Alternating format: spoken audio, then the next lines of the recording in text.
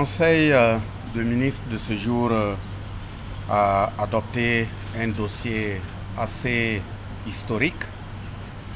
Historique en ce sens que ça concerne des travailleurs qui se sont assez investis pour ce pays, qui se sont beaucoup sacrifiés pour ce pays. Et ce sont des travailleurs qui ont été engagés au nom de l'État par le décret numéro 85-529 du 29 août 1985. Ce sont des travailleurs qui étaient appelés des moniteurs et monitrices de l'éducation. Ces moniteurs et monitrices de l'éducation assuraient le fonctionnement des ex-garderies sous la Révolution, les garderies de l'éducation. Aujourd'hui, le nom a changé, ce sont eux qu'on appelle les éducateurs de la jeune enfance. Mais il se trouve que la spécificité de ces moniteurs et monitrices avait été engagée dans une période sur la base de ce décret que j'ai précipité et qui ont eu des difficultés après d'intégration et de prise en charge. Le dossier a été déposé plusieurs fois sur la table devant la responsabilité de plusieurs gouvernements.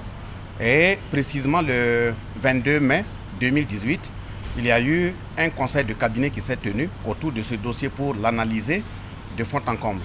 Et des orientations avaient été données, mais après 2018 également, le dossier s'est retrouvé bloqué. Donc d'analyse en analyse, le dossier s'est retrouvé dans les cahiers de doléances des organisations syndicales qui a été prise en charge par l'unité d'action syndicale. Après, c'est passé dans le cahier de doléances de la coordination nationale des syndicats de l'éducation.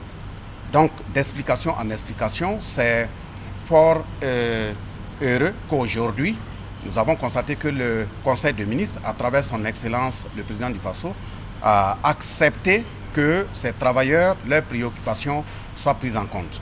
Ils sont au nombre de 548 personnes.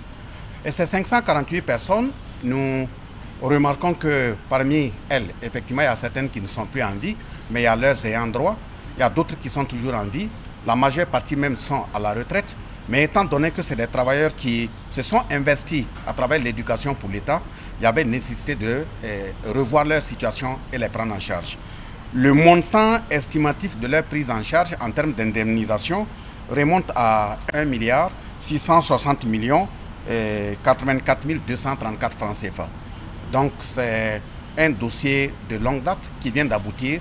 Nous disons grandement merci à l'ensemble du Conseil de ministres, à ces deux excellences qui ont eu l'oreille attentive sur ce dossier qui se veut historique.